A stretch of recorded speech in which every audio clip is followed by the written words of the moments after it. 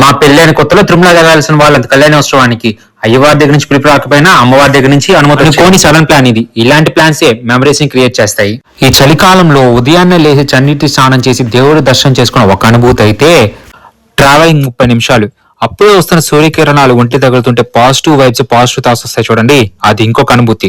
నా దృష్టిలో 2 గొప్ప అనుభూతులే. ఉదయాన్నే చన్నీటి స్నానం, నిద్ర లేవడం కంటే నాకు పెద్ద టాస్క్ పంచె కట్టుకోవడం.